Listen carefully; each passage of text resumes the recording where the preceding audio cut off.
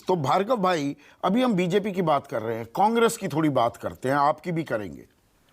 अब मेरे एक जानने वाले पत्रकार, मैं उनसे बात कर रहा था कि भाई क्या हाल है गुजरात का, तो उन्होंने कहा कि मैं अभी इंटरव्यू करके आया हूं शंकर सिंह वाघेला। अब वाघेला बीजेपी को भी अंदर तक जानते हैं और कांग्रेस को भी, कि उन्होंने संदीप भाई बड़ी दिलचस्प बात कही कि लोग कांग्रेस को जिताना तो चाह रहे हैं, कांग्रेस जीतना ही नहीं चाह रही। ये जो शांत प्रचार और वगैरह वगैरह वो बातें अपनी जगह चलती रहे, मुद्दे चाहे उनकी गूंज हो तश्तरी पर सजे हुए हैं। तो कांग्रेस की जो आक्रामकता हमने 2017 में देखी, क्या वो गायब है? और कांग्रेस कितना भी समझाती रहे कि हम जी 22 आंदोलनों की अगुवाई हो रही है, नाराजगी है, बादाम की रणनीति अपना रहे हैं, कांग्रेस का लोकी प्रचार दरअसल उसकी सबसे बड़ी कमजोरी साबित होने वाली है। या ये ऐसी चीज है जो चौंका सकती है 8 तारीख को?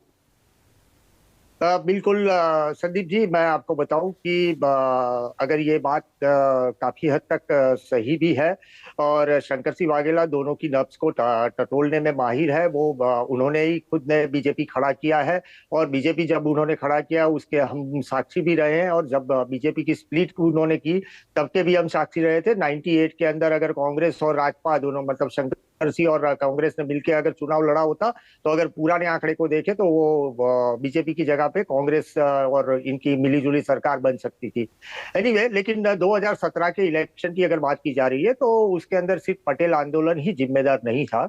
मैं आपको दूसरा आंकड़ा बताता हूं कि पटेलों के जितने वोट है उससे भी ज्यादा ये ओबीसी के वोट होते हैं। उसमें भी ठाकुर और कोली दो समाज को अगर मिलाया जाए तो ये ठाकुर और कोली, जिसके अंदर रोटी बेटी का भी व्यवहार है और दोनों का टोटल अगर आप करते हैं तो 39% के आसपास होता है। नंबर 2 की कांग्रेस की जो रणनीति है, जो मेरे कुछ नेताओं से बात हुई है उनकी, तो कांग्रेस का ये मानना है कि उनकी 38% की तो कमिटेड वोट बैंक है ही सही उनके गुजरात के अंदर।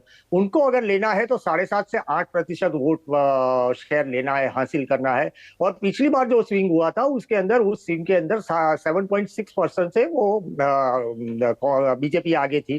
तो उनकी एक गिनती है इस बार की, अगर हम साइलेंट जाते हैं, कोई लूज बॉल नहीं देते हैं बीजेपी को, तो बीजेपी उनके ऊपर हावी नहीं हो जाए। और कांग्रेस का ये प्लान है कि मोदी वर्सेस कांग्रेस नहीं करना है। और इसीलिए उनके जो राष्ट्रीय नेता है, इवन राहुल गांधी जो है, उन्होंने, आप राहुल गांधी का प्रवचन देखिए और राहुल गांधी की सभा की स्ट्रेटेजी देखिए। तो मैं आपको बताऊं कि 2017 के अंदर 1.8% नोटा था जिसने 59 सीट का रिजल्ट चेंज किया था। मोदी के चेहरे पे 1.3%, 35% नोटा हुआ, लेकिन वो मोदी के चेहरे के चलते नोटा कम हुआ था। इस बार मोदी का चेहरा है, लेकिन वो सब जानते हैं कि मोदी राष्ट्रीय फलक पे है, यहाँ गुजराती फलक पे नहीं है। तो वो नोटा का वोट किस तरह पे गिरेगा, अगर आम आदमी वो नोटा का वोट अपने में ट्रांसलेट कर सकती है कि नहीं कर सकती है, उसके ऊपर भी डिपेंड है। तो दोनों पार्टी में अभी एक डर सा माहौल बना हुआ है कि नोटा के साथ अगर आम आदमी पार्टी 7.5 से ज्यादा परसेंटेज वोट ले जाती है, 10% के आसपास अगर वोट शेयर खींच जाती है, तो अर्बन एरियाज के अंदर आम आदमी बीजेपी को नुकसान होता है। और 7% के अंदर अंदर अगर आम आदमी पार्टी कुछ वोट ले जाती है तो कांग्रेस को बड़ा नुकसान होता है। तो ये जो गणित है उसके बीच में दोनों खेल रहे हैं। नंबर 2 की अगर ये पटेल आंदोलन सिर्फ एक चीज होती और 16 सीट मिलती, तो ये बात से मैं इसलिए सहमत नहीं हूं कि उस समय पे ओबीसी और दलित आंदोलन भी उतनी जोर पे चल रहा था। नहीं, 2017 की तो बात हो गई। भार्गव भाई, आपने एक शब्द इस्तेमाल किया कि लूज बॉल का इंतजार करती है बीजेपी।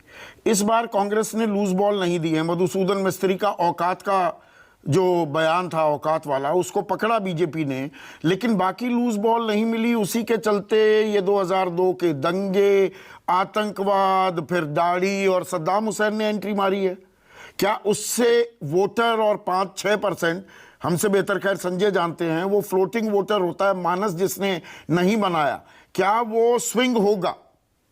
यस, आपकी बात बिल्कुल सही है संदीप जी, क्योंकि देखिए, आप घोषणा पत्र को, अगर 80 पेज के घोषणा पत्र को मैंने पूरी लाइन टू लाइन पढ़ा है। इसके अंदर देखिए तो 2019 के अंदर आदिवासी इलाकों में नाराजगी दिखी थी बीजेपी के खिलाफ। नोटा वोट से लेके सब चीजों के अंदर जो वोट रेशियो है उसके अंदर 2021 का चुनाव जो हुआ नगर निगम जिला पंचायत तालुका पंचायत का, उसके अंदर भी नाराजगी दिख रही है, बीजेपी का वोट शेयर कम हुआ है। आप और ओवैसी वो वोट ले गई है, कांग्रेस का कम हुआ है लेकिन बीजेपी का भी वोट शेयर कम हुआ है पिछले मुकाबले। तो ये एक पैरामीटर था बीजेपी के लिए जिसके चलते पूरे रूपाणी सरकार को बदल दी गई है। ये नहीं है कि वरना तो अगर ऐसे आंकड़ों में देखा जाए तो वो नरेंद्र मोदी के कार्यकाल से भी ज्यादा जिला पंचायत तालुका पंचायत में वो सीट लेके आई है। तो वो नहीं है, वो मामला वो है।